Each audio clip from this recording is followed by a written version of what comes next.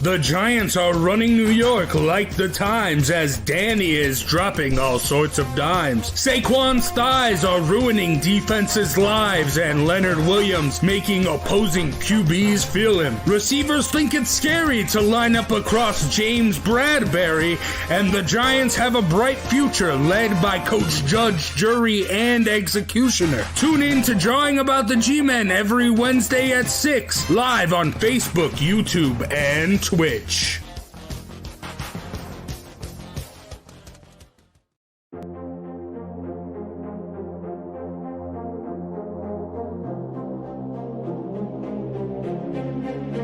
The college football season is coming back, and we got you covered on every game. We're breaking it down on each snap all season long.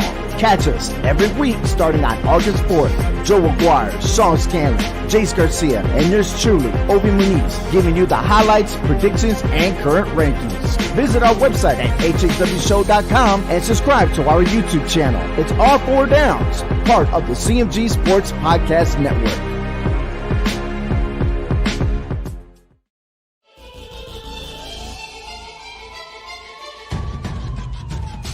Throwing jabs, always full send. Here we go again. Jared, Joe, and Jay's Clover Crest, top three corner man, punching in with a puncher's chance. We find a way to win. The main event, locked it in every Saturday at 10. The overhand is out of hand when it comes to fisticuffs. Slide a hand on the undercard, you'll never see the punch. Uppercut, got you missing weight, feet are stepping late. Keep your guard up, feeling faint from a feint. Take a stand and eight, then retaliate. Put up your duke, stick and move, bob and weave. Don't lose hope against the ropes, there's always an escape. Never stay down. One more round, bells ringing, counter punch with your chin tucked and go down swinging. We bringing crosses with no worship, hooks with no verses, combinations with no locks. When you feel the flurry, it's curtains. From scrub scraps to fight stats, relax if you want the facts, cause the best combat podcast is Throwing Jabs.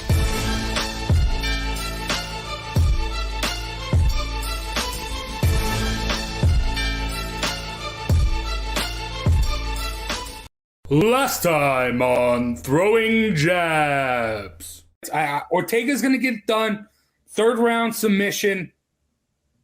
And that's all I'm going to say. The only person I like I'm more just glad you took amongst the little guys than Volkanovski is Max Holloway. So you're still not selling the argument to me. Yeah. I don't have to sell it to you because I'm right. And next week I'm gonna be eating my cake, being all happy. Chase, if Brian Ortega somehow, some way comes out victorious, shave your head. I'll shave my head. Oh! Let's do a hair for hair bet then. Oh, no. I'll shave my head. Oh, no. And if either one wins, I'll shave my head. Somebody's going to the barber with me, baby. Yeah. Yes. Volkanovski is definitely going to win this fight, and I'm definitely going to keep the sexy locks. Lock it in. Hello, ladies and gentlemen. Welcome to Throwing Jabs. I'm Big Jace, joined by Joe Aguirre and Jared Jones. And yep, there we go. I'm bald. But boy, I will say, my third round submission prediction was very, very close. I tell you what, the only moments that he had in that entire fight came in that third round. Yeah, and true.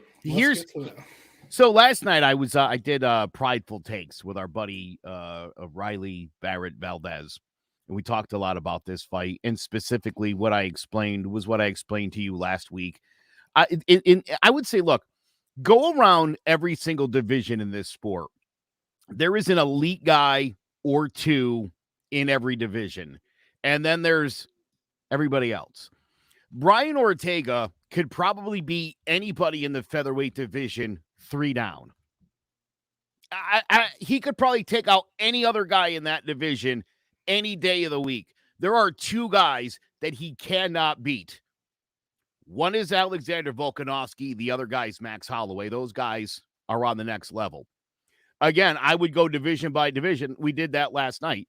You're not going to find more than 1 or 2 elite guys per division. And unfortunately for Brian Ortega, I just think he's on the outside of that. He fought as good a fight as he could fight, and it wasn't even close. Can I add 2 words? Please. Or women. Or women. If that other fight we watched on that card is any indication, Yeah, absolutely. The elite level fighters are somewhere way above the next, the 3rd, 4th, and 5th. It's just, and it's just about every division where you've got 2. Yeah, 1 or 2 that just don't see it in the case of the middleweights. I mean, Adesanya is the lone cheese. There's nobody else in that division. I would argue the same thing with the welterweight division. That I think there's one elite guy. It's Kamaru Usman. Everybody else is there, and I'm sure guys like Colby Covington, or you can beat everybody else in that division. You're not beating Usman. So again, there are the elites. And then there are everybody else. And we're in agreement that Volkanovski's one of those. Oh, yeah. Volkanovski's here, as is Max Holloway. That's where those guys are. And so, again, it's funny. After the show, my wife was like, oh, my God, are you going to have to shave your head? And I said to her, I looked my wife in the eyes and I said, oh, no, there's a 0% chance that Volkanovski loses. 0 was what I told her. Now, were you nervous at all in that 3rd round? Because I was a little bit. He had twice. He had to. Dude, Volkanovski's neck is just too short, dude. He's just got that small neck. No, but I do think I think Brian Ortega can be on that level, but there's just that one glaring weakness, and that's his head movement.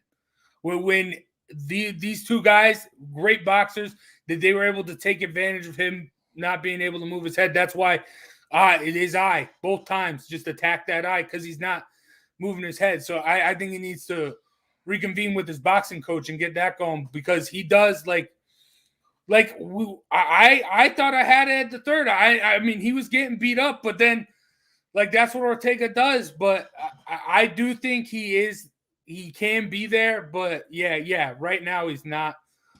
Holloway and Volkanovski. I still love Brian Ortega. I'm still going to defend him, even though Listen, I want to be super clear here. I think Brian Ortega is a fantastic fighter. And I agree with you. I think Brian Ortega can beat most guys. This is asking too much. Again, if he couldn't beat Holloway and Holloway couldn't beat Volkanovski, do the math. Well, I mean, the science says we reach our physical peak around 26, 27. Athletically, this guy's 30. So at 30 years old, if you're this thoroughly dominated, this is what you are. To that level. That's who you are. Right. Yeah. That's is who what you you're are. Capable of. Working on your head movement at 30 years old and giving another shot to a guy that beat you 5-0. Again, this is one of those. I don't know how he scored 45 points. I must not understand boxing, because if you gave that guy 45 points, I don't know how he got. Well, how much did I get? Yeah, right. I must have got at least 35 in that fight.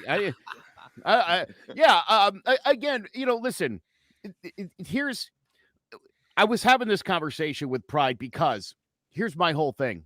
I don't pick favorites. I don't pick guys that I like. You know what I mean? I don't necessarily love Alexander Volkanovski. I wanted Max Holloway to beat him because I love Max Holloway. I'm a Max Holloway fan that can literally walk away from both fights, and I think Volkanovski won them both. I think he barely won both of those fights. I can admit that freely. I think Volkanovski's a little better than Holloway. He's just got a little more in the well-rounded skill set. And that's what makes Volkanovski a little better than Holloway. Holloway's way better than Ortega. We already saw that. And now again, to watch Volkanovski do the same thing, it's clear that there are 2 guys in this division who are just far and away better than everybody else. That's no knock on Brian Ortega. That's really more a testament to how great Volkanovski and Max Holloway are. Yeah, I have a question, though. Where, pound for pound wise, does Volkanovski fit in, would you say, after this fight? I mean, he's got to be in the top 5. Ooh. No, Jared? I don't think so. Are we As a matter of fact, I just pulled up the UFC rankings when I said that. They've got him 3rd. And Johnny Jones is number 2. You could almost argue Volkanovski then is really the number 2 pound-for-pound fighter, at least according to the UFC. Yeah, but they also don't factor in the way they have women's as their own thing. I like Blachowicz. I like Ngannou, Adesanya. I'd like to see one more from Volkanovski. But like you said, after 2 wins over Holloway, who do you fight for me to feel like that? Josh Emmett or Calvin Kattar? Like I think, and John Jones, I just don't even want to see your name. Like, what is your... I mean, it's pretty clear in the featherweight division, we need Volkanovski Holloway 3. There's what other fight is there to be made in that division that anybody's going to care about? Yeah, only because there is not another great fight to make. Yeah, I mean, if you guys end up fighting 3 times over a almost 4-year span, it's pretty wild. You know, that's kind of kicking it back to the old school where LaMotta and Sugar Ray, there was no one else to fight. We'll just keep fighting. Let's do it 6 times. Let's do it this weekend. We'll do it again next weekend. And then we'll do one next month. That's what was happening because there was no other fights to be made. Nobody else was going to beat the champ, so run it back. Well, let's see what happens. So I think that's what you're going to get in the featherweight division is another Holloway Volkanovski fight. In the meantime, it'll give some of these other guys a chance to get their act together, start making some moves and start sliding up. I mean, I think Yair Rodriguez is definitely a guy that's going to get a shot. I'm not sure if he can beat Holloway coming up. Sure. I mean, again, if he could beat Holloway, that'll tell you a lot. I don't think he's going to beat Max. But again, let's see where he's at. But before we move on from this fight, Brian Ortega, he's fought Holloway. So like you said, he's fought these guys and he just can't get over it. So like, what is next for him? Because honestly, he started some stuff outside of the octagon. He's working with Robert Downey Jr., working on a bunch of charity work. He's been in movies and that stuff, had like cameos and that. So honestly, man, like, is it time to hang up the gloves? Because I wouldn't be that shocked if he did. You got these 2 guys that you've shown, like, yeah, you can hang in with, but they're obviously better. And you've got stuff outside of the octagon working for you. So you're just taking more trauma at this point. Yeah. Yeah, well, listen, it's funny. Pride last night on his show said Brian Ortega learned his Brazilian Jiu-Jitsu from the Gracies and is thus eligible to teach it.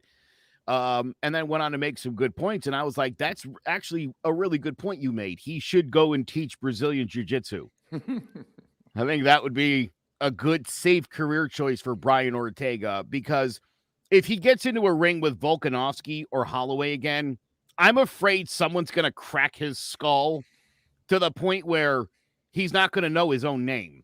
He's not going to understand what T-City means. There's no reason for that. We had John Scully on the show a couple months back, and he just got a pair of gloves signed by Mickey Ward. He's auctioning them off on his Facebook to try to help a fighter in need. He didn't get into the story this time. Maybe it's private, but he regularly tells the stories of guys and does things to try to raise some funds to help them out. And it's always baffling to me how many people went and cheered and screamed while all the lights were shining on them, and now they're just sitting in a dark room by themselves, and there's so few people that will even care. You've got to hustle up signed gloves from a more famous guy than them just to get them a couple $100 to pay some hospital bills. So when you talk about concerns with Brian Ortega, guys that fight like this, the Justin Gaethjes, I don't want to see you after 30, 31, You're not moving your head. This is a dangerous game to play if you're not going to move your head. No, get back with his boxing trainer isn't the thing. This is the level you're at. So fight at that level. make a few more paychecks.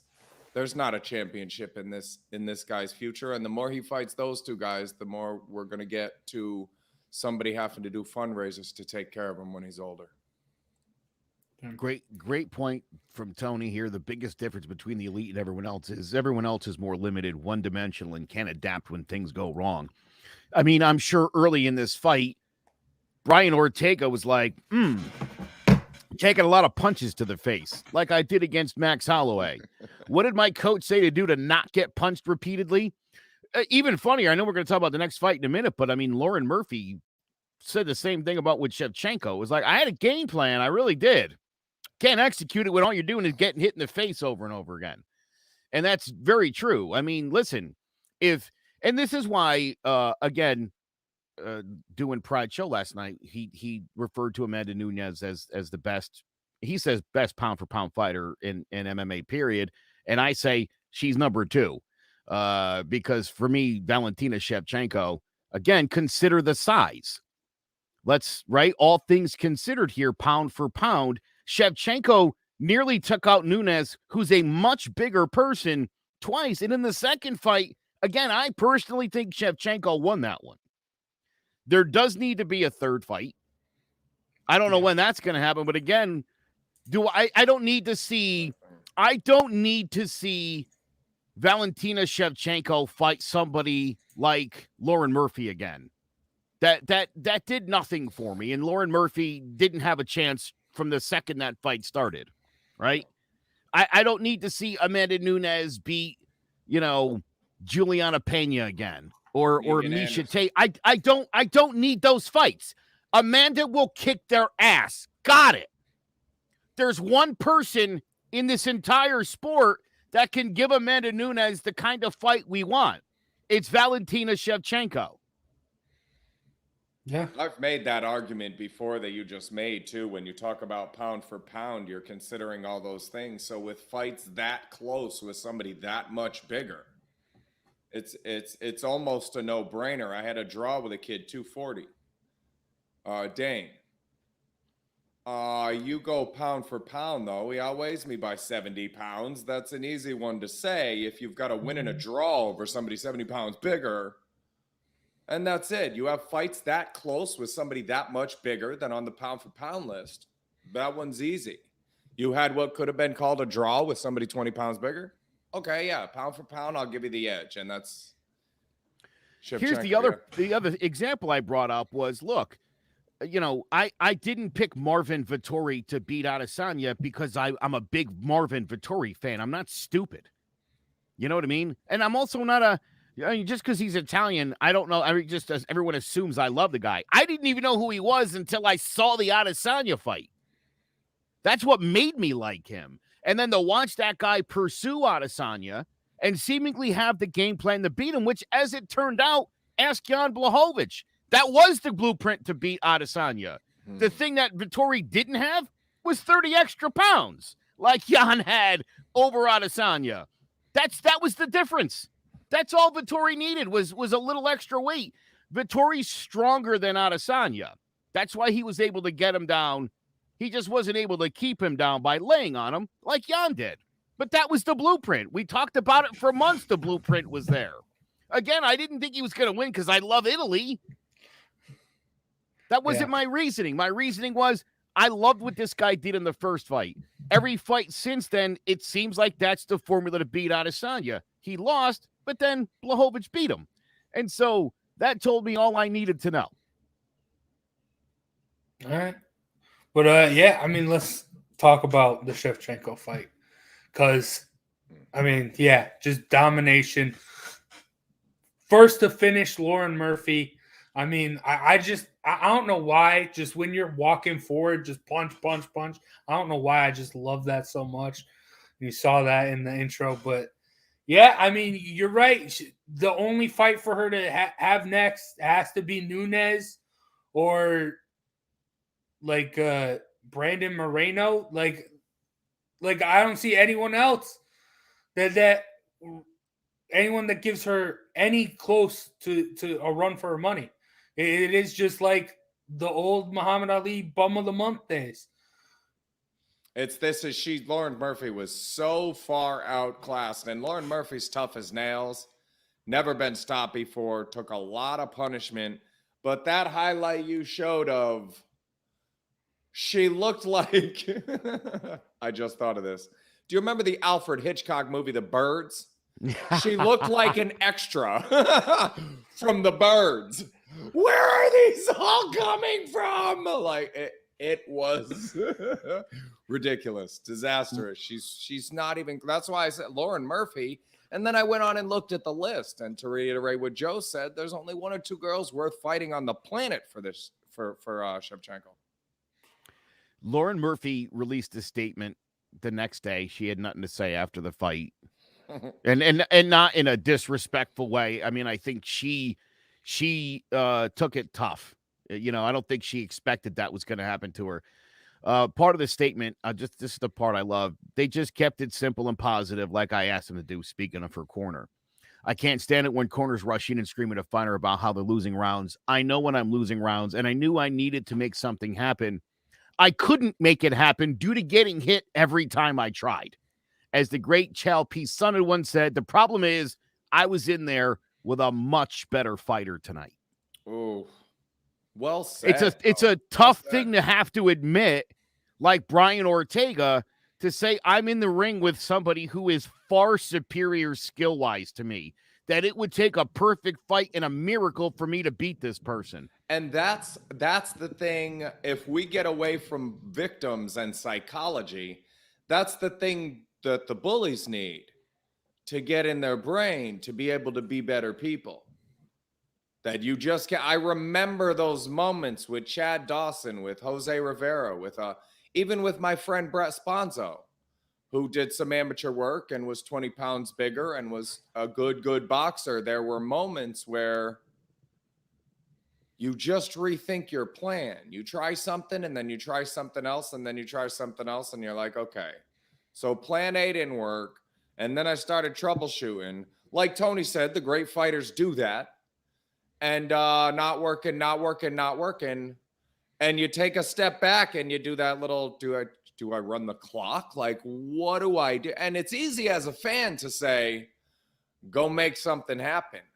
Throw something that could change the fight. I really like it when guys say, there was a boxer last night, ended at the end of the 5th round. But that 4th round, something happened to him, and he brought hell on that man. He won the round and then went to the corner and went back to the dressing room. Because he wanted to put out what he had left and knew the fight was going to be stopped because he was getting his butt kicked and tried to make something happen. And Lauren Murphy, watch the fight. She's right. She tried to make something happen. She took to bring me those Facebook fans that have things to say about Lauren Murphy. And I want them just to, in a snap of my fingers, wear the end of that fight as Lauren Murphy. Just whatever punishment she received from how big a female? 145, 155? Right? Yeah. Shevchenko? Yeah. Yeah. So from 145 female, tough guy. Wear all of that and be feeling how she felt physically at the end of the fight, and then get on your keyboard and tell me what she was supposed to do differently, because you would have been gone in round 1, tough guy. I can't stand that thing. And if you watch the fight, she wasn't lying. She tried and tried and tried, and every time she got blasted like the birds. Where are these coming from? I don't know what's going on anymore. No, yeah, I mean, she did try, but every time she went for one punch, Valentina had 2 punches and a leg kick to respond. So, I mean, like, yeah, people can say, hey, go out, do this all they want. But, yeah, I mean, Shevchenko is just a different animal. You know, here's the other thing I almost think, and it's sort of to Lauren Murphy's detriment, but Lauren Murphy had never been in a real fight before with a killer. You know what I mean? And so what was going to be her plan B? She'd never needed a plan B before. And I think she went into this fight thinking she'll just do what she normally does and it'll be fine. And then quickly learned, oh my God, I can't do any of the things I want to do because I'm getting punched over and over again. Same thing with Ortega. I mean, again, You knew early on that you were getting battered.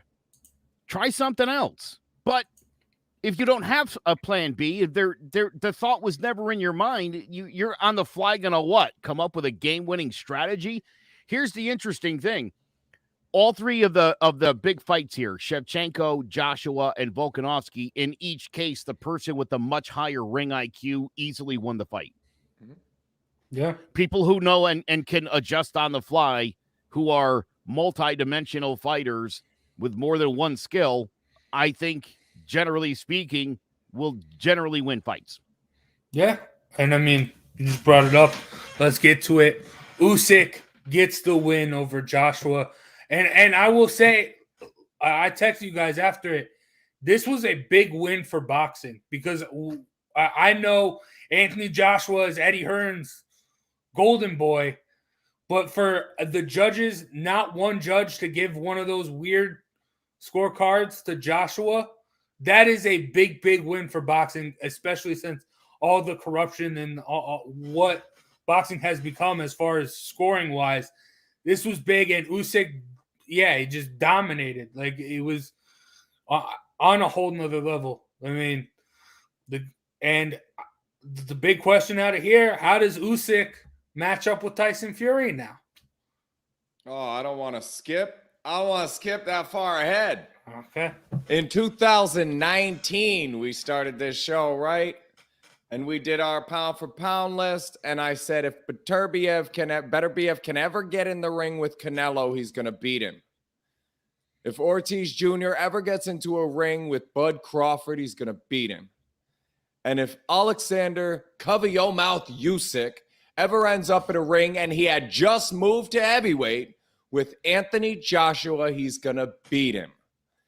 I didn't just say this last week on the show. I said this 2 years ago when he made the move to heavyweight. This guy beat Beterbiev, who I think these two guys belong on the top pound for pound list, regardless of who they've beaten, because they're two of the best boxers, Beterbiev and Usyk. It's the argument I made in 2019. And then when we were asked what fight, when the who you got from Jace was what fight could potentially save the sport of boxing, be a shiny notch on the belt. And I said Usyk over Joshua. I said those same three fights over again, reiterated that this guy's going to beat Anthony Joshua. And he came out and picked and pointed and did exactly what he needed to do to beat this guy. This is the best heavyweight boxer on the planet. That said, I think Fury boxes a little bit better than Joshua. He's a little bit bigger. I don't know who to pick in that fight, because wasn't it the size of Joshua that was going to be the ultimate advantage in this fight? The difference is Joshua tried to outbox Usyk. Nobody on the planet's going to do that aside from maybe Beterbiev. Tyson Fury, when that doesn't work, he'll make that adjustment and turn into a bear and start mauling a smaller man. And that's a tough fight. That's a tough fight. Oh man, I don't know. I like Usyk against Joshua. Yeah, I don't even want to look ahead yet, especially when you're dealing with someone as unstable as Deontay Wilder. Who knows what's going to happen before, after, and during. So, can he listen. fight John Jones? Can we just and have Wilder fight Jones in a death match or something, and then they both retire? You know, it's funny that you say that. I was actually having a conversation with my daughter last night. We were actually talking about Deontay Wilder, and she's a John Jones fan as well, and obviously massively disappointed at these latest developments. It's amazing to see these two really talented guys who just seemingly can't get out of their own way. And, you know, I know a lot of people are done with and really down on John Jones. I am hopeful that when he has to look his three kids in the eyes whenever he gets to see them again and apologizes for what he did to their mother, that maybe that'll be the moment that really turns the corner for John Jones. Because you know, he put out a statement, the alcohol, blah, blah, blah, blah, blah, blah, blah. He's got to get on track, man. And it's unfortunate that and the same thing with Deontay Wilder, who's I think next weekend's in some trouble, and who knows where the spiral goes from there. You know, it's awful. I say this about Anthony Joshua: balls to even take this fight. Yeah. Because he could have sat around and waited. He could have taken somebody else. There's a lot of things Anthony Joshua could have done. Kudos to him for going in there against Usyk. But, you know, and you called it, Jared. I mean, you know, the major concern we've had since this show started, or at least since I joined the show, is the fact that Usyk, in trying to move up to heavyweight, seemed to be struggling to fight at that weight and to stay healthy. He looked great at 220. He looked absolutely amazing at 220. He looked like a heavyweight. And, I mean, he battered Anthony Joshua. And he took all of Joshua's best punches, which reminded me a lot of Fury versus Wilder. It was kind of the same thing playing out here. The other interesting thing is, and again, this is where the technical part of the sport comes into play. Jared, you know this better than anybody. Anthony Joshua did not fight Alexander Usyk properly. The foot positioning against the lefty, he was on the inside. He should have been on the outside. It's literally the reason he ate punches for 12 rounds. Well, it was, yeah. I mean, Jared, how does the corner not notice that and say, dude, get that foot outside? You're getting murdered. Yeah, rotate the other direction. And I had said during our preview of this fight that for Joshua to win, he needs to get on top of Maul, lay on, you know, Ali with the rope-a-dope type stuff with Usyk. And he's not that kind of fighter. He won't do any of that even after he's losing the fight. And I challenge anybody to go back and watch that fight and say Usyk didn't take a round or two off. I felt like there were moments he was so dominant and so far ahead that he was like, I want to make sure I have enough steam to finish this fight. And when you do that, you are way ahead. You are dominating the fight. And I saw him do that. I think it was the fifth or sixth. But he kind of flurried toward the end of the round and tried to make it look close, but was obviously, maybe seventh, obviously like building up the gas he was going to need to keep doing all the things he was doing. To be able to do that, I one of the best moments of the last year for me was the Nurmagomedov when he decided he wasn't going to armbar Justin Gaethje because he didn't want to have to break his arm, so he put him to sleep. To be that dominant in a sport where you're thinking about how you're going to end this thing. You're Usyk and you're like, let me dance a little, some feints, throw him off. I'll take a couple of his best shots and I'll ride through this round so I can finish him. And that's the other thing. Alexander Usyk finished that fight in the 12th round. He was going for the knockout. He was battering Joshua up against the ropes. And you got to figure Joshua, I think at this point, knew he needed a knockout to win that fight. Yeah. He knew it. And Usyk didn't even give him a chance to throw anything because it was a unbelievable fight for Alexander Usyk. I couldn't be any more excited.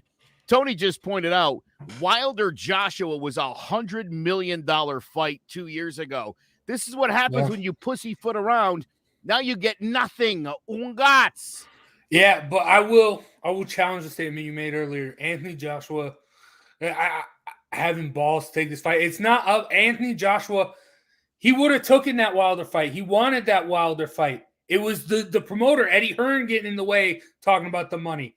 He wanted to fight Fury, but Eddie Hearn got in the way. Now Eddie Hearn comes to him with Usyk. Of course he's going to take the fight because he thinks he's the best. So it's on the promoters. Eddie Hearn, you're an Englishman. You're an Englishman, and you didn't let you didn't let the heavyweight championship of the world, undisputed heavyweight championship of the world, get decided by the two English champions in England. What are you doing, Eddie Hearn? That's on you. That's on you. And then this is why the fighters, They need to come out and have more of a voice, because they need to call out their promoters more. Like, people are saying Joshua's scared to fight Wilder. Joshua's scared to fight Fury. It's not on him. They couldn't get the deal done. Eddie Hearn couldn't get the deal done. That's the problem.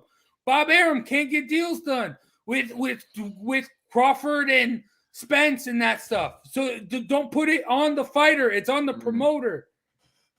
Yep. What a terrible decision, by the way, by Deontay Wilder. Yeah. Backs out of the Joshua fight. I'll take Fury. And my God, we got a third fight. We're on number 3 where Wilder's like, I got this. I got this. Hang on. About to knock this guy out.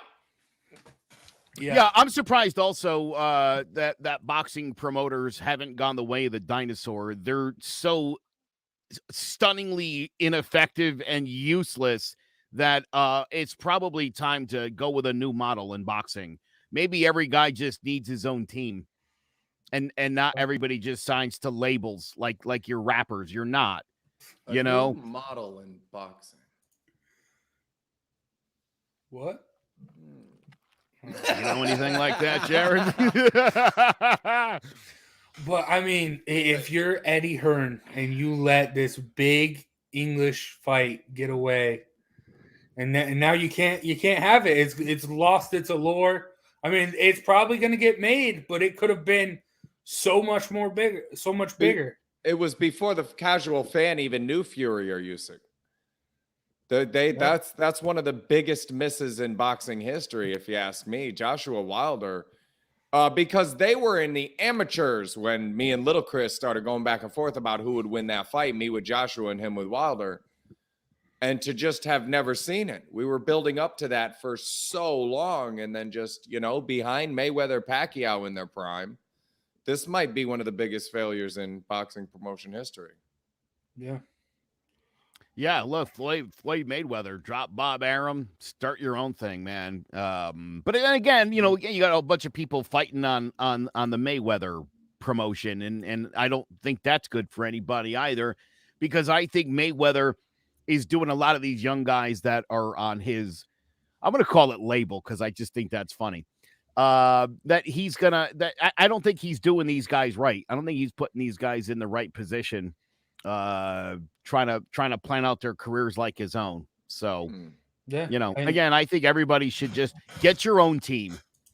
Yeah, and now you got Jake Paul stepping in with, I think it's called Most Valuable Promotions, tweeting out that he signed Amanda Serrano, called her the GWOT, the GWOT, and the greatest female boxer alive, and we all know who the real greatest female boxer alive is. So. But, I mean, we spoke a little bit about him. Let's get into some current events. John Jones, I mean, it's really, really bad. So much so UFC takes the pound-for-pound spot away from him. He shouldn't be on those rankings at all. But they dropped him from 1 to 2. Yeah. And this is the problem. Every John Jones incident is a... Yeah. Will you stop beating girls and doing drugs and going to jail and doing dumb things? Like, you knock it right off. Do you guys remember during the Black Lives Matter protest when he ran out and was like trying to stop protesters from doing, like, dude, get it together, John Jones. Just here's the worst part is, it's funny. Dana said, we can't bring this guy to Vegas, not even for a few hours. Like, it's only Vegas where John Jones falls apart. He's been in trouble in Albuquerque. He's been in trouble in New York. John finds trouble. Trouble doesn't find John. John Jones could go to Amish country. He would still get into some mess. Muzzle top. Oh, but I think the solution is pretty easy for John Jones. Stay active. Stay fighting. Because when you're in camp, this stupid stuff doesn't happen. Since his last fight, like 2-3 arrests? Well, what are you doing? Focus on the sport. Like I said last week, he's a fighter, not a mixed martial artist. Be a mixed martial artist and put the time into your craft. Yeah, that's funny. You're reiterating something. I was watching a replay of some of the spotlights, and Anthony Baker was saying that when I do all of these dumb things, and then when I have that to focus on, for some reason, it drives me not to do all of those dumb things. Yeah, John Jones has this solve all for his idiocy.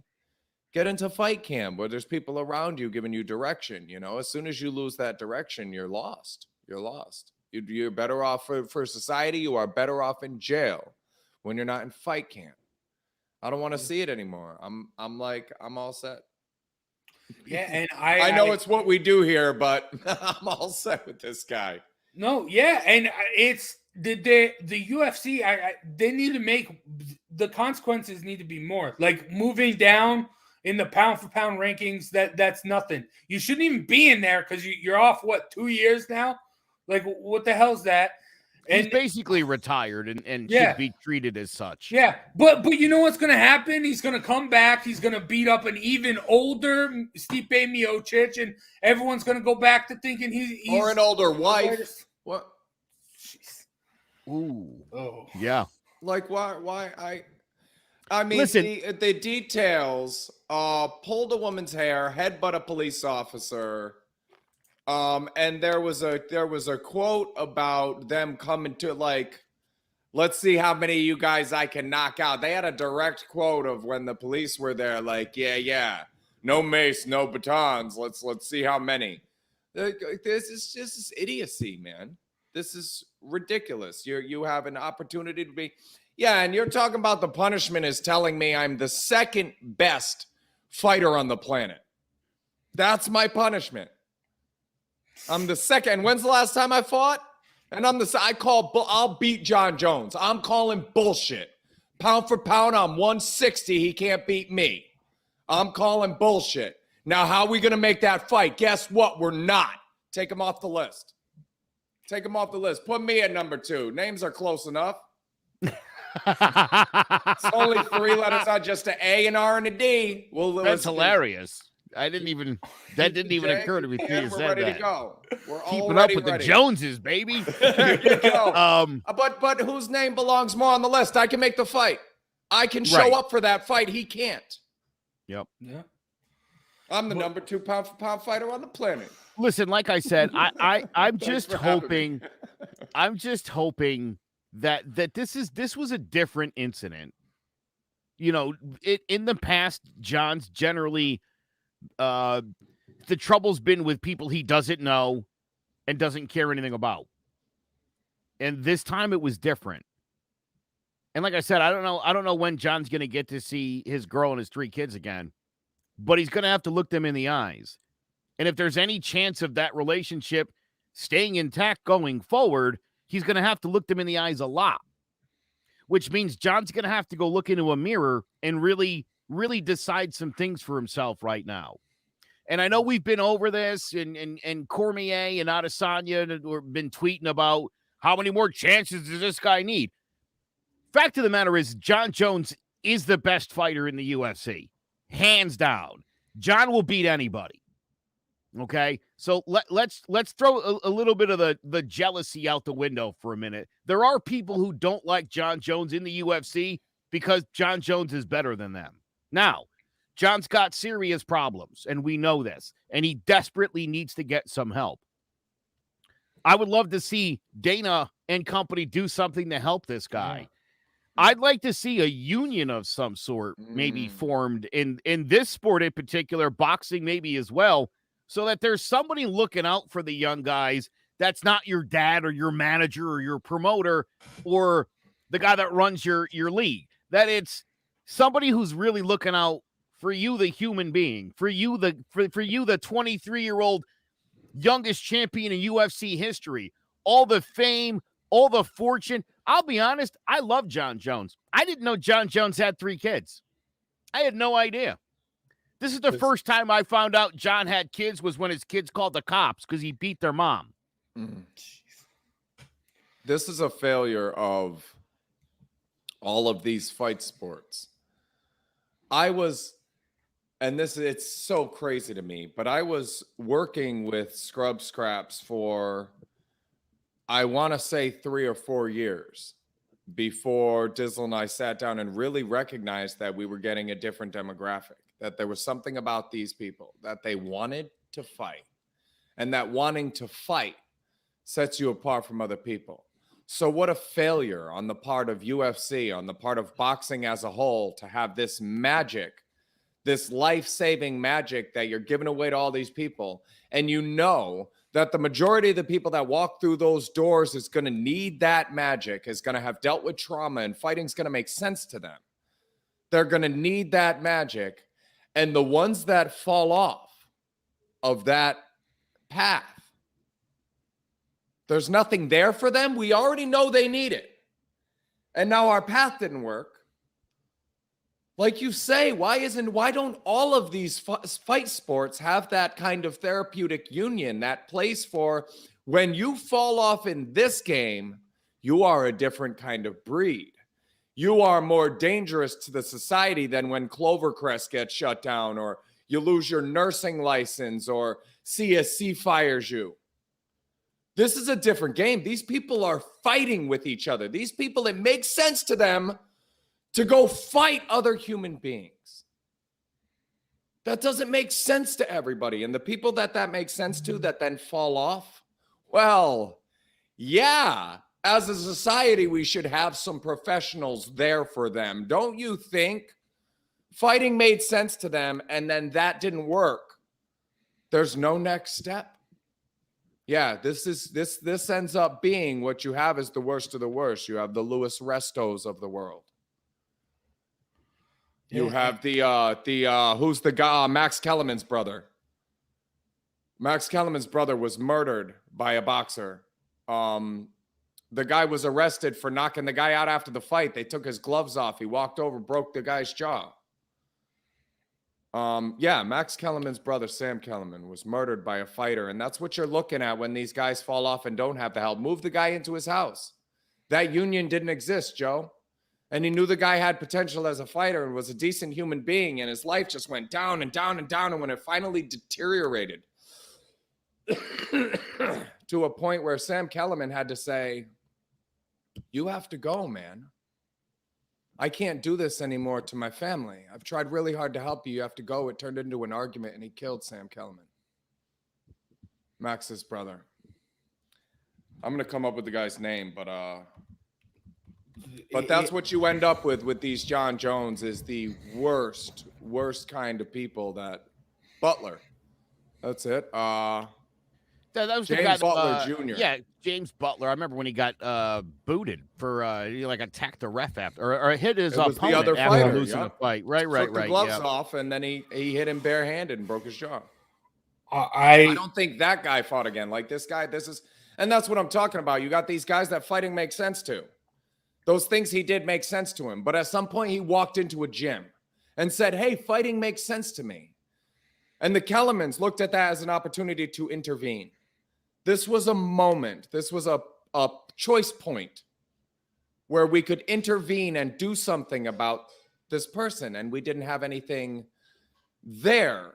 Those 2 homeless kids that boxing trainer took in. Like, where is the other part of it? It's just one of the best parts of Scrub Scraps is whether you're fighting or not, whether you make it that way or not, there should be something else for the people who walk through that door, because the vast majority of them aren't athletes who just want to see what they can do. I can count those on one hand. I've had 250 people at Scrub Scraps. I can count the athletic guys just trying to figure out life on one hand. The rest of them were dealing with some kind of trauma, had some kind of pain in their life where the idea of getting punched appealed to them. I've had that conversation. It's really getting punched that I kind of like. You know how tough it is to have that conversation with somebody and explain to them why that is? John Jones needs help. John Jones needs help, and we should have a program set up for the people. They walk through the gym doors because they need help. And then when they leave the gym doors, nobody's going to follow them out there and ask them if they still need help. And it sucks. I don't want this guy in our sport anymore, but he needs help. And the help he needs isn't the number 2 pound for pound ranking. It isn't a bunch of people cheering for him. It isn't bright lights. It's a room with a couple other people that have gone through some of the same shit he has without all the celebrity, where he can say, "Hi, I'm John Jones, and I have a fucking problem." Sorry, guys. It's all right. But I mean, you're Dana White, right? This is when him and Conor McGregor. Keep your him out of biggest Las Vegas? cows. Fuck Dana White. Like, I can't. No, yeah, and I that's like ridiculous. Dana White, but that's the dumbest thing you could have said, dude. Keep him out of Las Vegas. Like, there's something about Las Vegas. It's not inside of John Jones. It's outside of him. It must be the city he's in. We can't bring him here even for a minute. What a stupid thing to say, to take all the responsibility off of your cash cow. Yeah. Yeah.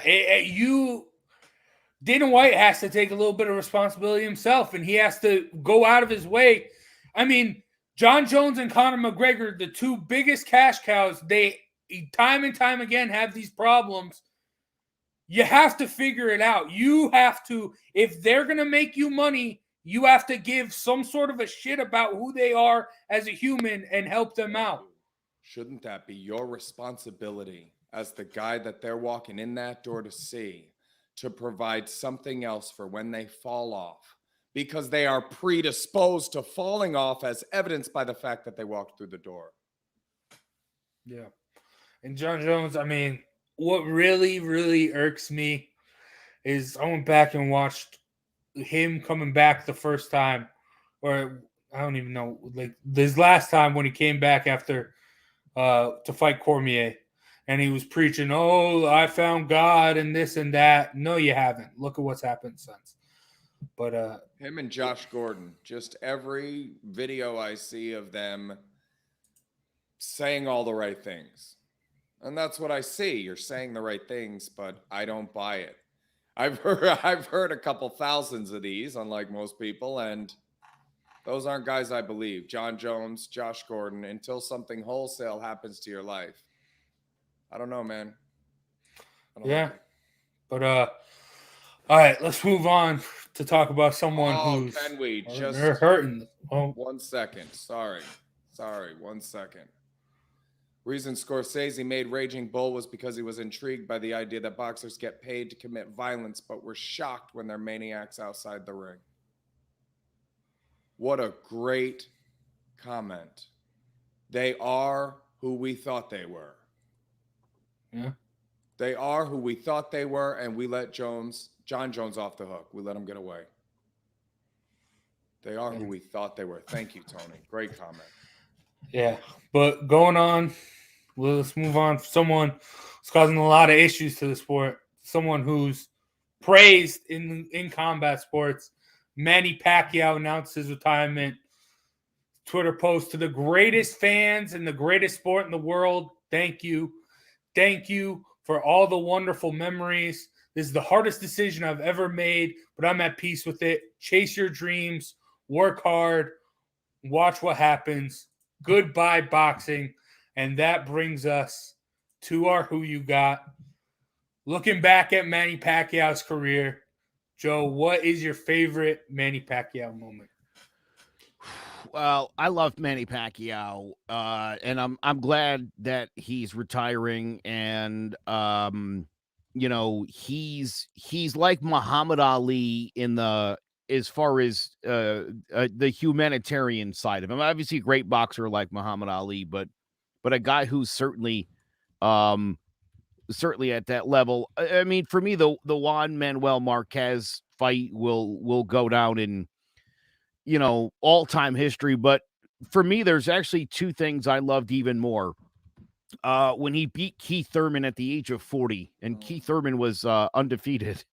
And I remember when that happened, thinking, "Oh, Manny, why are you coming back for that?"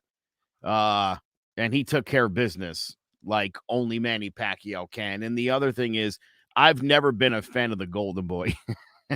And so ending De La Hoya was definitely a great moment in the career of Manny Pacquiao. But I don't ever want to see Manny fight again.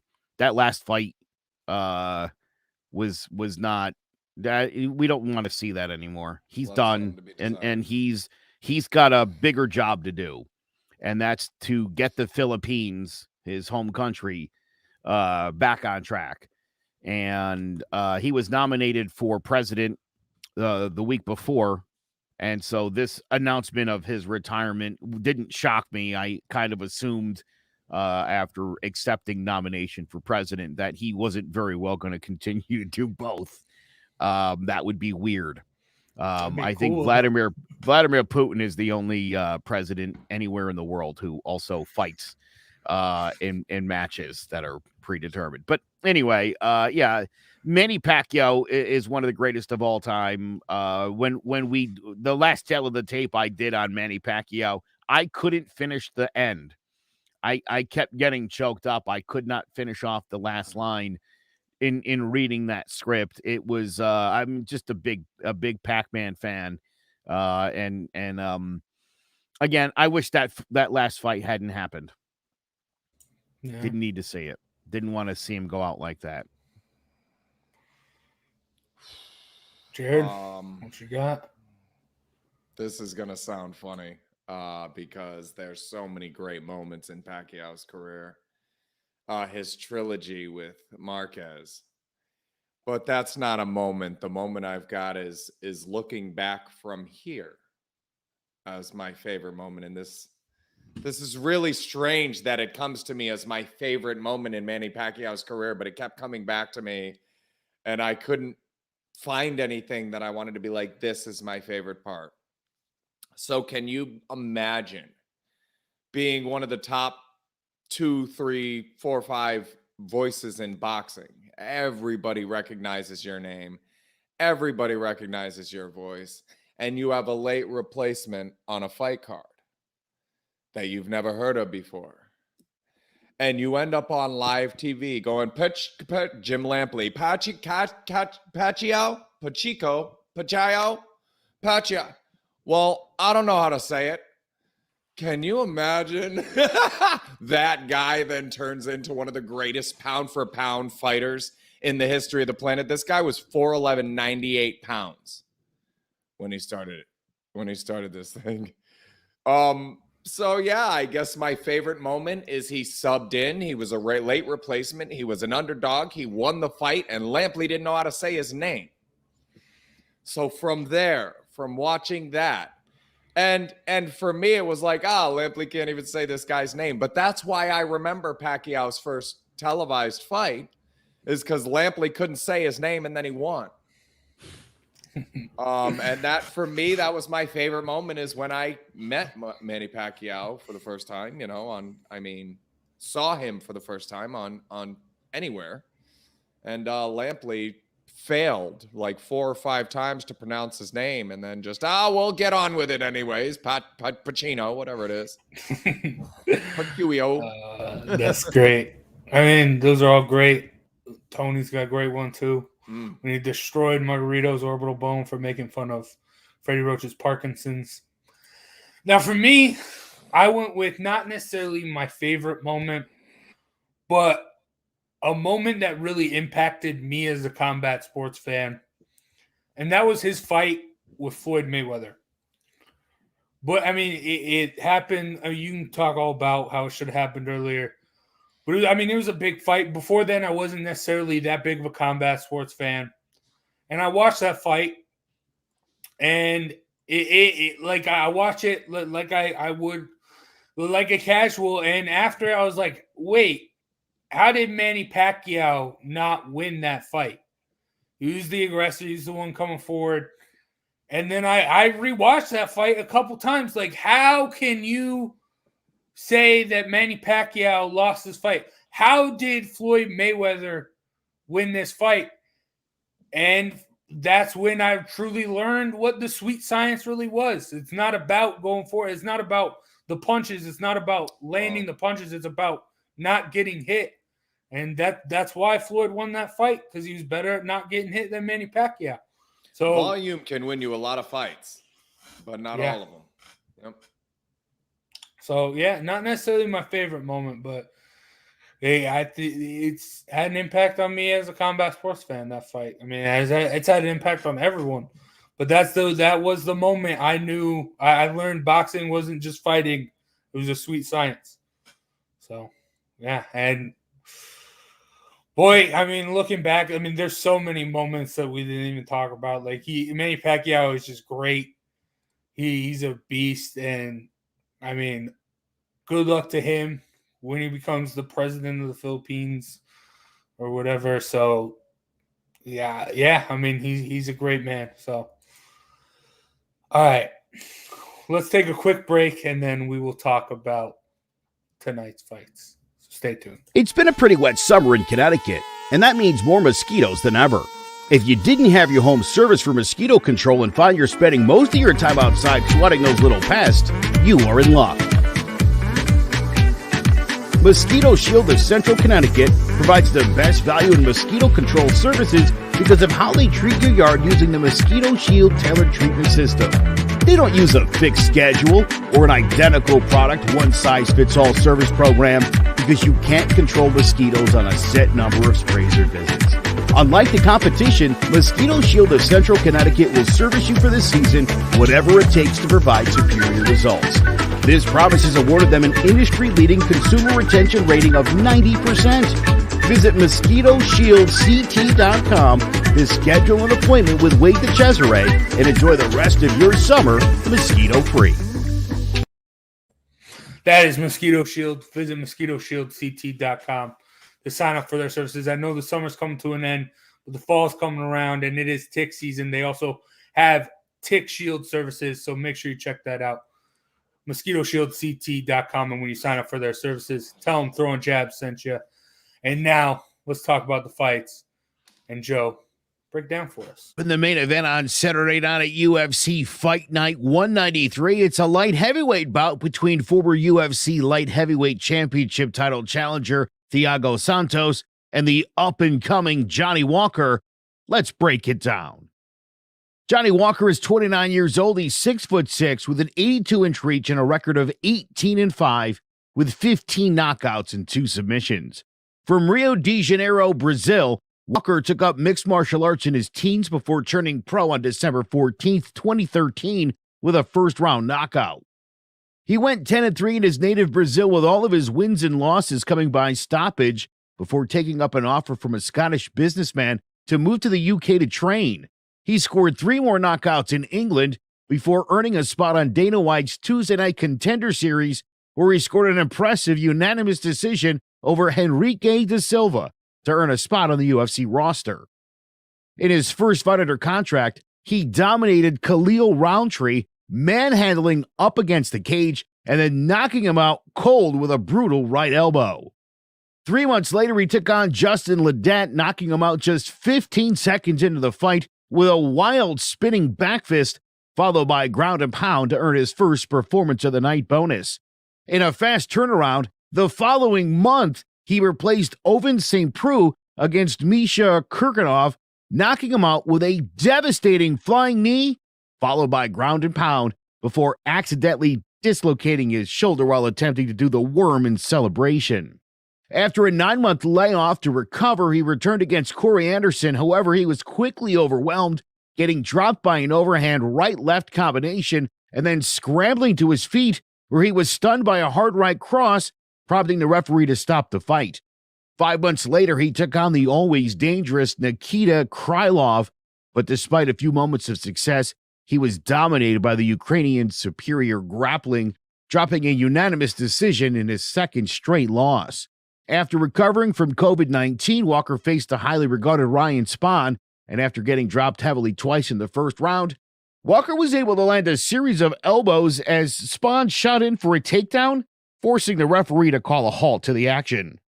A long and rangy striker, Walker possesses knockout power in either hand and is extremely dangerous and unpredictable, throwing elbows, knees, and punches from a wide variety of angles. Thiago Santos is 37 years old. He's 6'2", with a 76-inch reach and a record of 21-9 with 15 knockouts.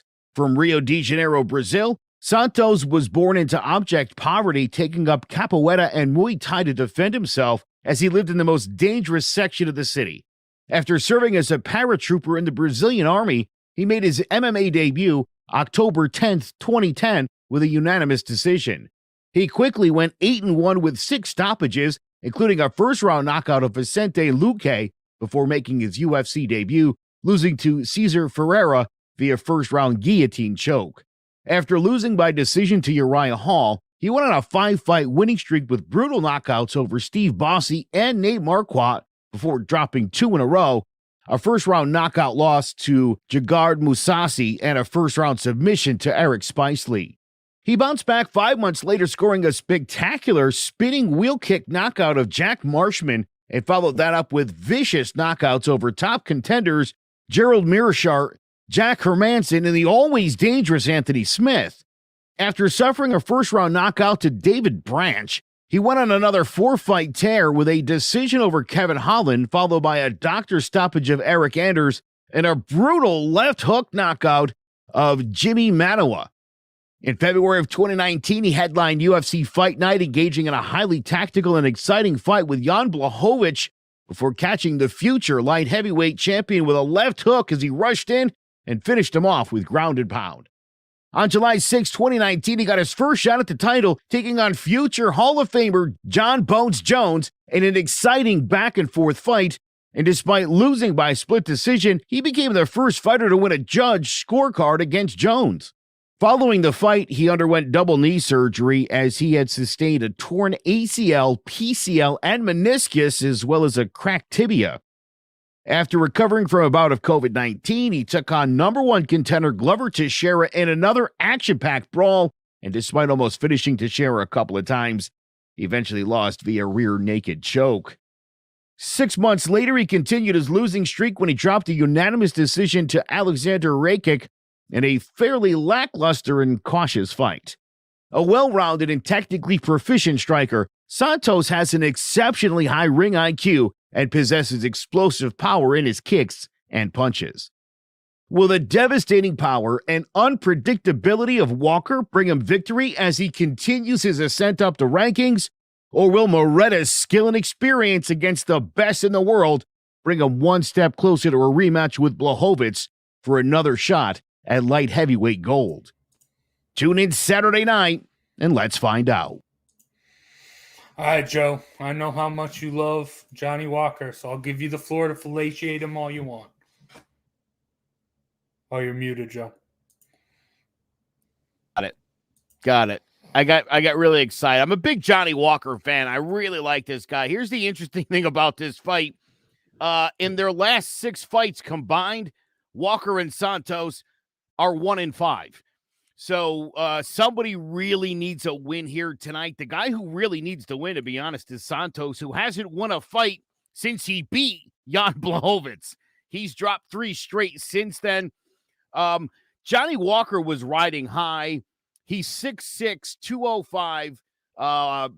For the life of me, I don't know how anybody can beat this guy because he fights a little bit like Corey Sandhagen, but just that he's 6'6", 205.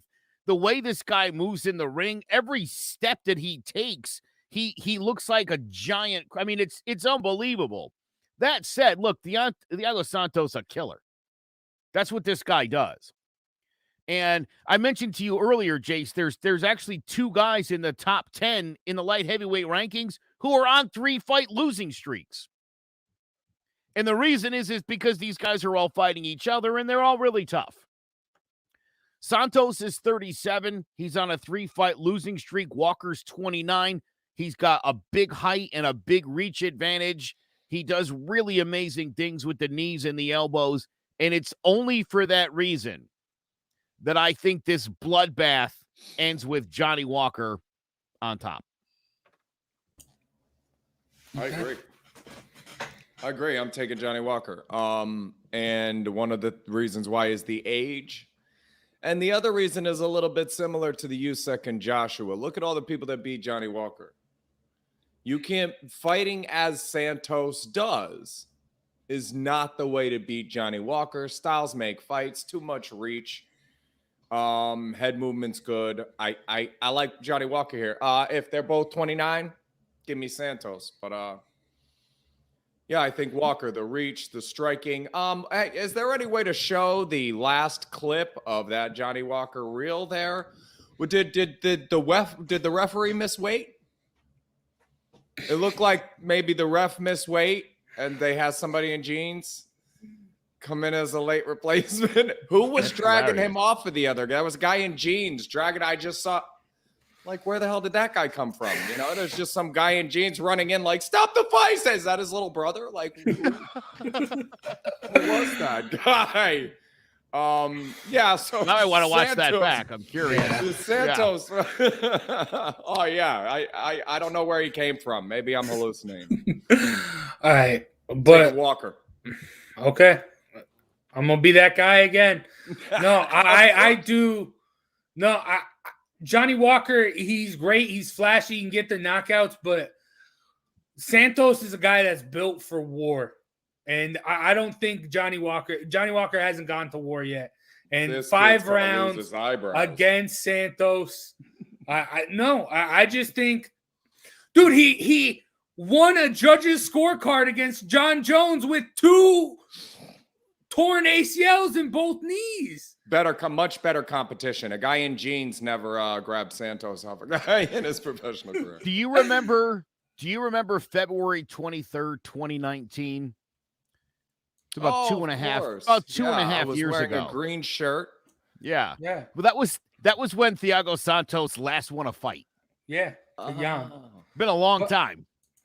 Yeah, I get that, but I mean, he's fighting the top. Oh yeah, top guys. Yeah. And I mean, Johnny Walker is only 2-2 against ranked opponents.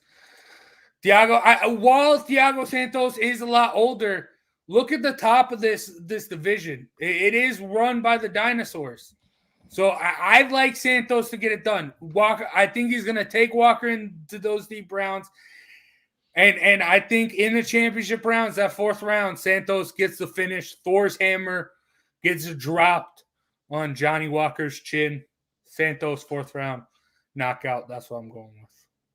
He lost to grapplers and wrestlers, never to a striker like Santos. Too much reach. He's never fought a striker like Santos. That's probably fair too. Yeah. Yeah, that's not a lot of round. Like I said, he's Walker's great.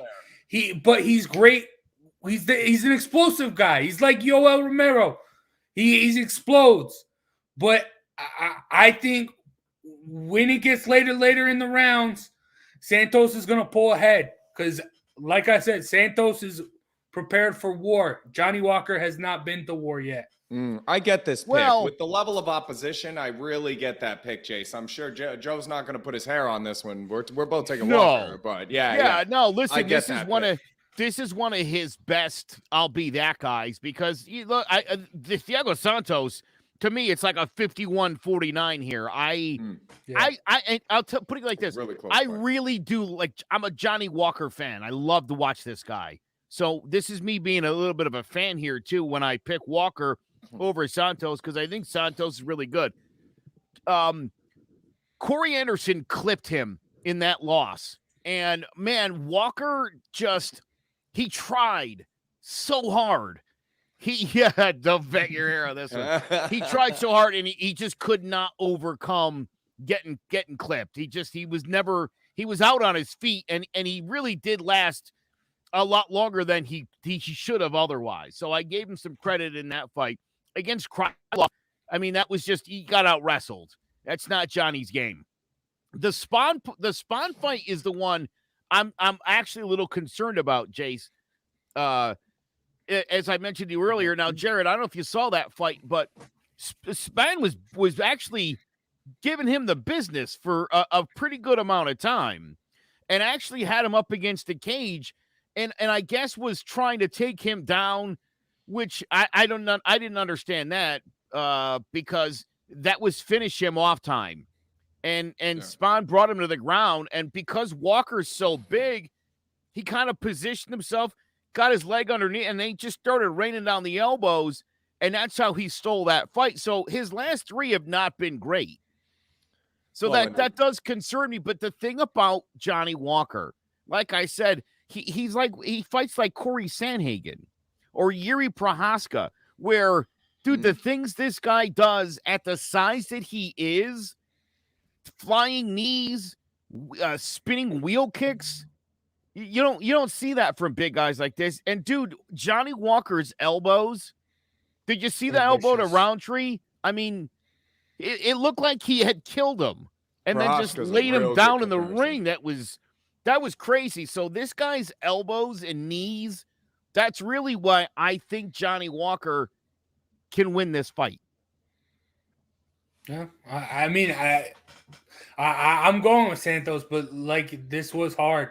Like you said, 51-49. Like, yeah, I went back and forth, but Santos is tough. I don't see him. I don't see, even if Walker does land one of those flashy moves, I think Santos can take it. And I just, it's going to be war. It's going to be war. And I haven't seen Walker go to war yet. I haven't. But, all right, Jared, your turn. Make us some money. Last week was a disaster. I won all of those fights. The judges said I went 1-3. But if you watch the fights, it's not true. Maxim Prodan won. That was disastrous. I was as frustrated as I've ever been going 1-3 with Alexander Usyk being the only one the judges gave the fight. And there were 2 of those 4 fights that I thought were more dominant than Usyk was. But on to this week. I love minus numbers on unders. When the under is the favorite, it hits a lot. So these are both guys that are supposed to murder the guy they're in the ring with, play them apart, parlay them together. They're both going to hit. Neither one of those guys last 3 rounds that they're in there with. So take the under. Yeah. All right. And I mean, dude, we aren't going to do fight of the night because there aren't a lot of that good fights. But it is sneaky good. There's not necessarily good matchups, but there are some decent names going up against some more obscure names that might be able to make a name for themselves. I just said name too many times. But let's get to... Yeah, seriously, real quick, Kevin Holland and Nico Price are both on the card tonight. Yeah, I mean, definitely.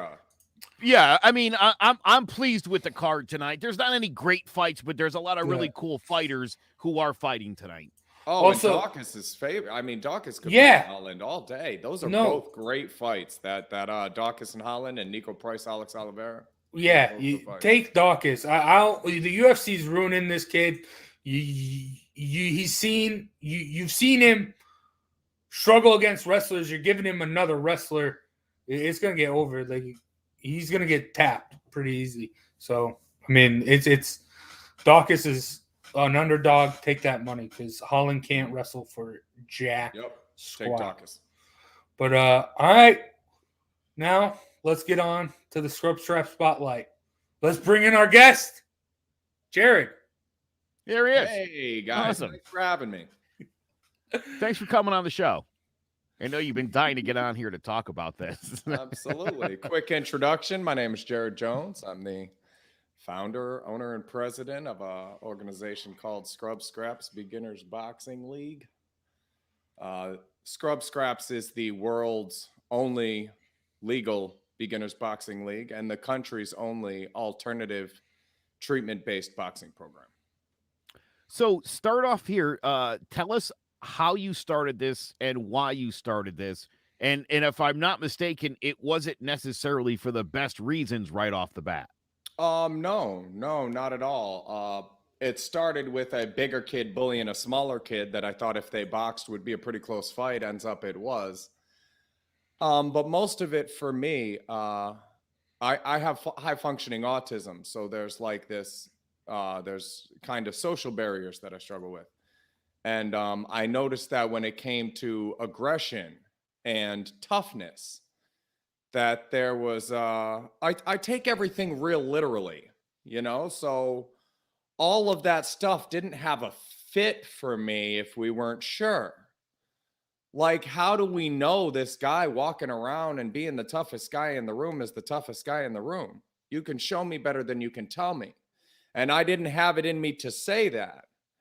But I decided if there was just a way to do that, that it would kind of dull that aggression. I would deal with less of that if there was an opportunity. So I got gloves, I got helmets, I kind of put all those things in place so that when people come over my house, they talk to each other with respect, or they really have to show, like Miles said, everybody's armed at the gun range. And nobody's really spouting off because everybody's armed.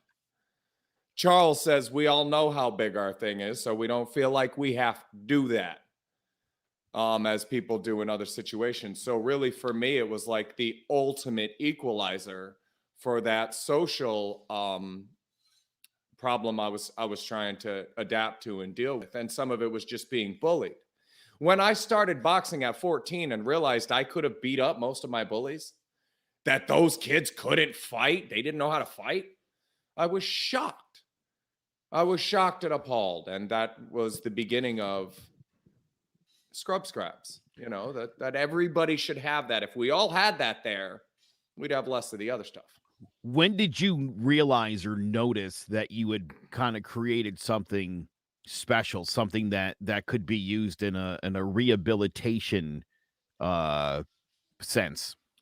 I think it was about 2008 or 2009. We started in 2004, so we're about 4 or 5 years in, and it was after a training session. We did round robin sparring. So one person is in there with all the other 4 people, and then whoever was last with that person gets 5 rounds, and the last person, so that you're wearing each other down, you know?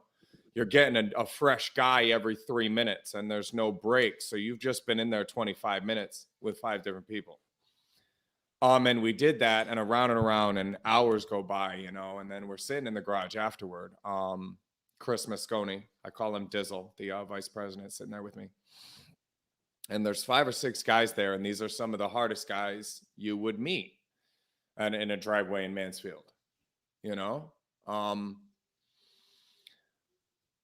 And they all were crying and sharing like the darkest parts of themselves. There was this, we were so exhausted and we had exposed ourselves to each other, and we were all so vulnerable that these guys that had never talked to anybody like that, all of a sudden they were all crying and hugging, and there was this thing happening. And I sat in the garage with Dizzle after everybody left for hours, and he said, I said, it never occurred to me that the demographics are almost all people dealing with trauma. That if I say, who wants to punch somebody or get punched in the face, that the people that raise their hand are all the people that are dealing with some kind of trauma. That makes sense to them for a reason. And he looked up at me and said, we get the school shooters. And that was one of those moments for me that was like, he's right. We have this thing that the kid that could potentially go shoot up the school, we have an extracurricular activity that they'll volunteer for. They don't want to do your paint nights. They don't want to do your basket weaving. But we built something that they'll come out and volunteer for. And then we can attach this part to it. And it was about 6 months later, March 13th, I woke up with Cuddle the Bear, and it's likely my greatest thought in my life. And yeah, the rest is pretty much history. Maybe real quick, for anybody who doesn't know the Cuddle the Bear philosophy, maybe just kind of give us a brief. It's based heavily on Maslow's hierarchy of needs. Is a pyramid structure that show that basically you need the bottom level satisfied and you work your way up. So the biggest thing for me at that point, the easiest way to describe it was, if you're chasing a bear in the woods, you have to have some very serious things going wrong. You're either hungry enough that you're trying to eat the bear, you're cold enough that you're trying to inhabit the bear. because the lowest level of that hierarchy is food, water, warmth, and rest. If you don't have all of those things, you will sacrifice anything above it. The second level is safety and security. So in chasing the bear, you're sacrificing your safety and security for food, water, warmth, and rest. Right? So you need to have the bottom level satisfied. Now, the third one is personal relationships and trust. So I thought I would be a personal psychologist. I thought I would be a therapist and I'd be able to talk to people and help people. And at some point I realized people dealing with trauma, they don't have food, water, warmth, rest, safety, and security satisfied. So how on earth are they going to build a meaningful, trusting relationship with a psychologist? They can't. They don't have the foundation for that. So my hands are tied and I can only help people who have enough food, water, warmth, and rest, and safety and security. And how many of those people are coming out for therapy? I can only help the people who don't need my help. So you will never get lonely enough to try to cuddle the bear. You will never lay on the couch and try to talk to the bear. That intimate relationship is outside of your wheelhouse if you're not eating enough. You might try to eat the bear. You might try to inhabit the bear. Otherwise, your safety and security is going to trump everything else on that list. And so when you get in there, it opens up that trauma. You're reacting. Instead of thinking about what you're supposed to do next, you're just reacting. And that's the thing that will make you chase the bear, but it's the same thing that will keep you in bed all day. It's the same thing that will make you cut yourself. It's the same thing that will make you drink or use drugs or just make that snap decision. Because people that dealt with trauma like that, we rely on our instincts. Our instincts keep us alive. Our instincts tell us, go get the bear, because that's the only way to eat. And we listen to our instincts because we eat. Because it gives us the food, water, warmth, rest, safety, and security we need, like animals, like prehistoric, like cavemen. We're gonna get those things if we have to eat each other. Look at any situation human beings were in where they had to eat one another to survive. They did. They did every single time except for once. So you're over 99% of the time people will do that. You have the conversation, hey, would you do that? People say no. And why would people say they would never eat another human being? Because they've had all those other rows satisfied. Joe, when I punched you in the head, you said things slowed down for you. And you started getting calculated and trying to dissect a way for that not to happen again. And when we were done, you told me that, and I cried. And I said, there is scrub scraps, Joe. That doesn't happen for everyone. You have dealt with your trauma to a point that when things hit you, you don't just fight back. You don't just use drugs or deal with it some inappropriate way. You stop, you slow it down, and you say, I don't want that to happen again. But the people that walk in and want to fight, they don't have that. I trigger something inside of them, and then I say, there's a better way. And I teach them how to slow it down like you were able to slow it down, like most people on those third and fourth steps of that hierarchy are able to. That is an impossibility for the people who walk into my gym. Jared, I remember it wasn't the first time we met. I remember we went to Connecticut School Broadcasting together. I remember the first week we were just, it was mostly on the TV side. So we were with Walter and we would talk a little bit about fights. And then I remember when we went to Joe's class, we were doing some radio stuff. And Joe said, introduce yourself, say something interesting about yourself or something like that. Jared said, hi, I'm Jared Jones and I run a fight club. And that was the wildest thing. I was like, what? And then the next day he comes in with like this big packet of like a letter to the U.S. Boxing Commission. And you've been fighting really hard since it got shut down to get it backing up. And I know you're getting closer day by day. What was that fight like to get Scrub Scraps legitimized?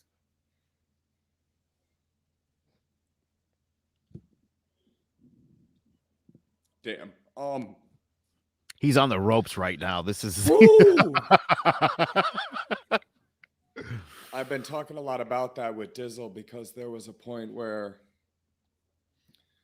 our social media following started to really blow up. There was something viral going on with Scrub Scraps. And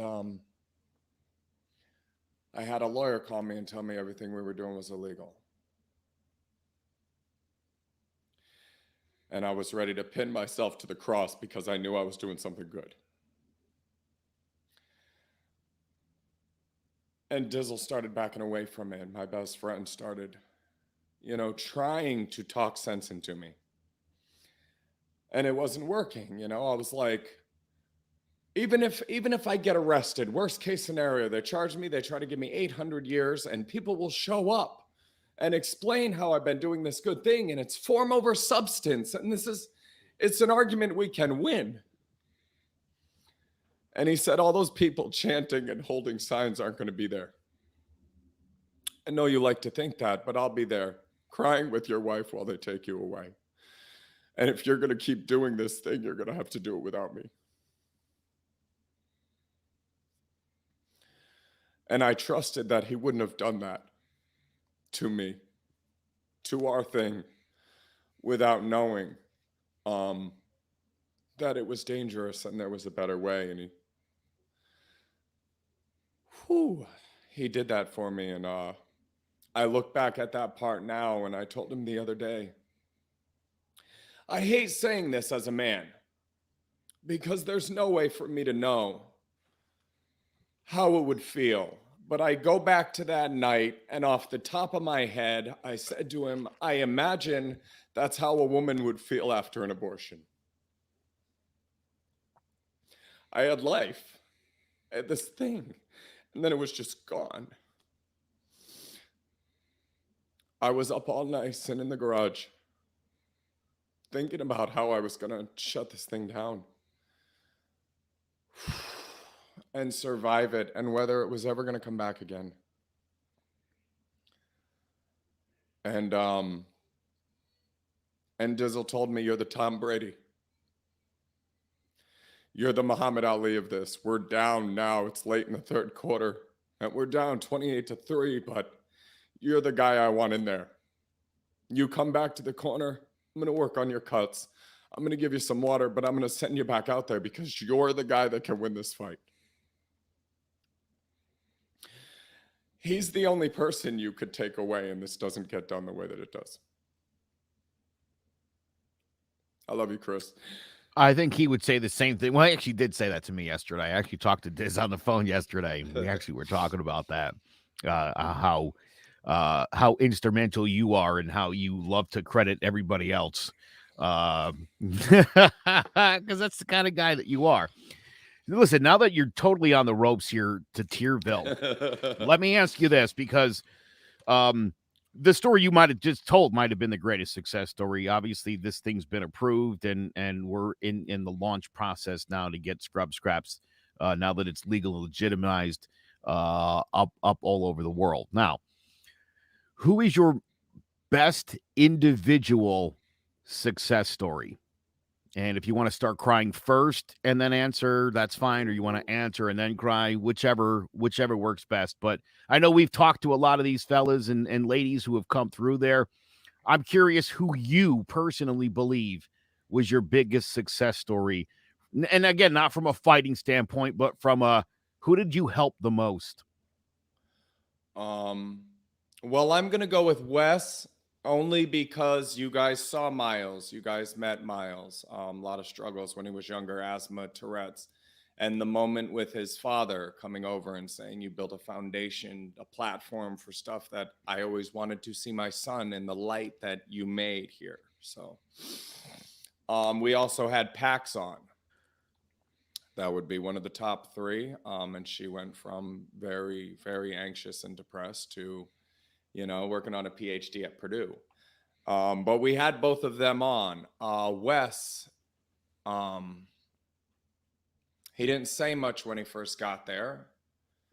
Kind of a loner. I don't want to get into, what disorders I think he may or may not have, but could be hard to talk to at times.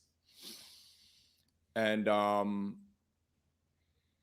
he's the strange kid. Like, I'm not going to pull any punches. I don't mind him hearing me say that. He's a little off. And when you meet him, you're like, this guy's a little off.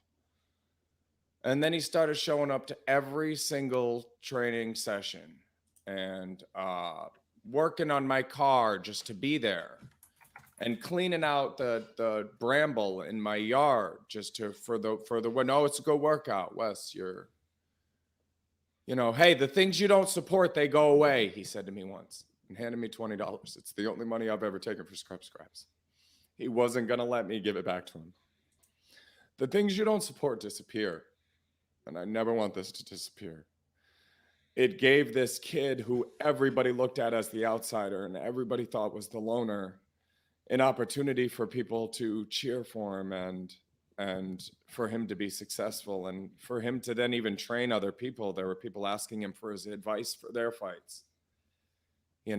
This is the kid that was shadow boxing, talking to himself in the corner the first time, that everybody was like, who the hell is that guy? And now they're asking him for advice. So the growth that I watched in Wes it's just immeasurable. And he said that. And then he brought his little brother in, Noah, who we couldn't find anybody for, and I ended up boxing with. And when I said, hey, there's not really anybody here, I would box with you, Noah. Really? I'll never forget the look on this kid's face. You just found out a kid with 20, 30 years of experience is going to box you in front of 100 people in your first fight ever. And he was so excited that he was going to get a chance to do it. And Wes walked over at the end and he said, I saw things in my little brother that I've never seen before. There's a fighter inside of my little brother that I've never met. We lost our father.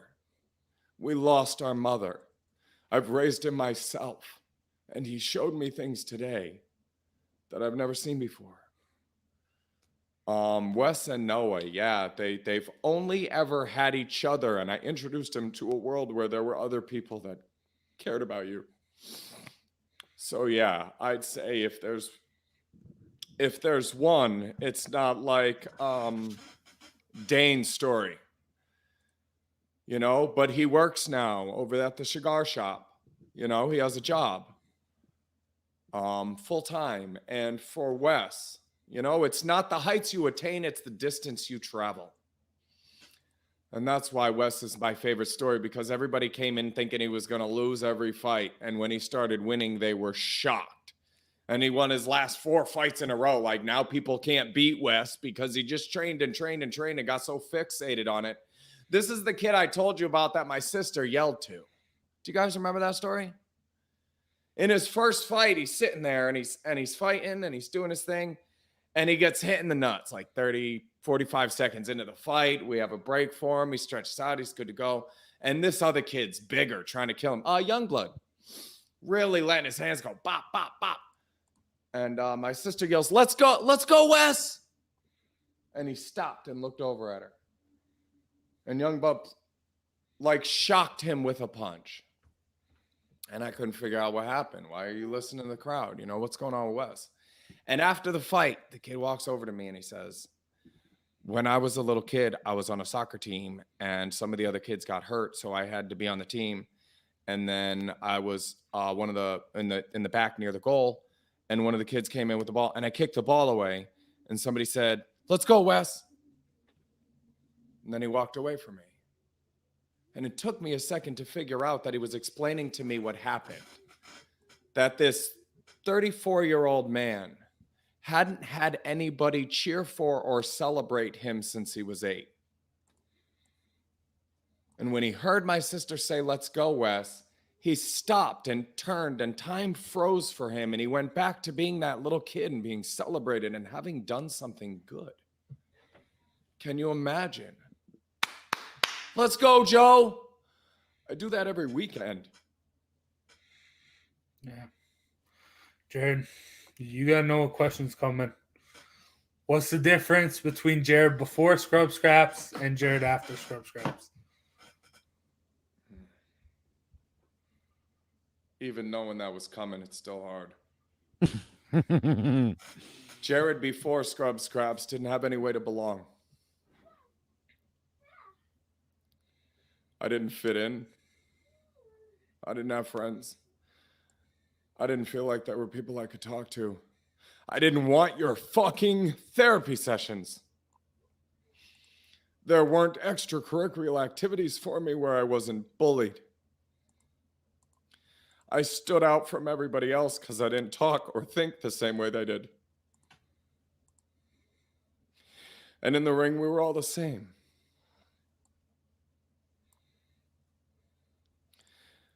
And there is no Jared after Scrub Scraps.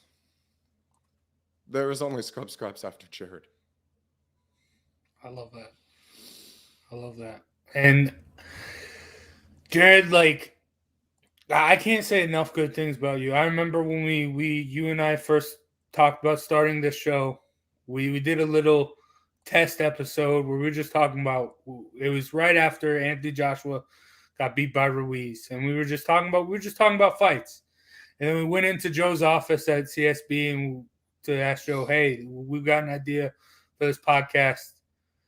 And then you sat down and you got into Jared mode. You got into Flurry Jared mode, where you were talking and you're so passionate about Scrub Scraps. And then that's, I'm like, okay, this is the show. This is what, yeah, fights are one thing, but Jared doing this is something different. And that's what I knew, that's what was going to make that was going to make Throwing Jabs different than any other boxing show. And it's because how great you are. Like we talked about with Dana White, he doesn't give a shit about his best cash cows. You give a shit about the people no one gives a shit about. And that's what Scrub Scraps is based off of. And I love you, brother. I love you too, Jace. Thank you, man. All right. That's going to do it for Throwing Jabs this week.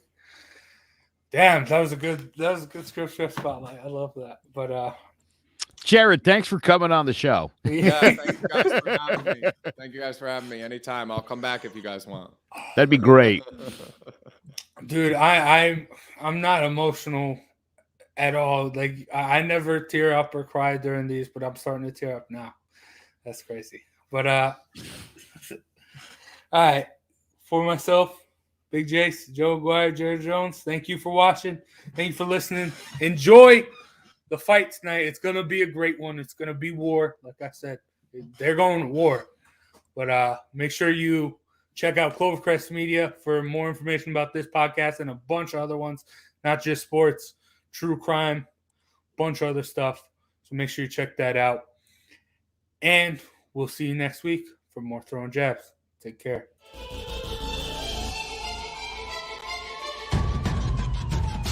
Throwing jabs, always full send. Here we go again. Jared, Joe, and Jay's Clovercrest, top three corner man, punching in with a puncher's chance. We find a way to win. The main event, locked it in every Saturday at 10. The overhand is out of hand when it comes to fisticuffs.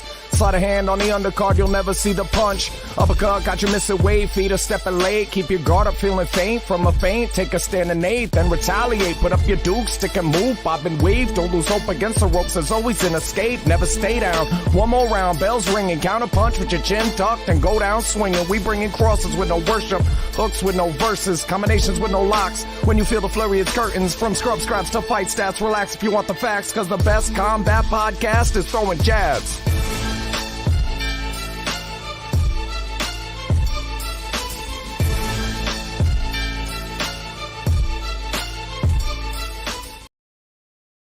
Hello, my name is Joe Aguirre. I'm the president of Clovercrest Media Group. And here at CMG, we have a wide variety of podcasts, including sports shows like Keys to the City, The Roll Call, Throwing Jabs, All Four Downs, and Jawing About the G-Men. And great true crime shows like Stinky Week, Crimes and Consequences, Ivy League Murders, and Bird, the unsolved murder of David Eichmann. You can find all these podcasts and so much more by visiting clovercrestmedia.com.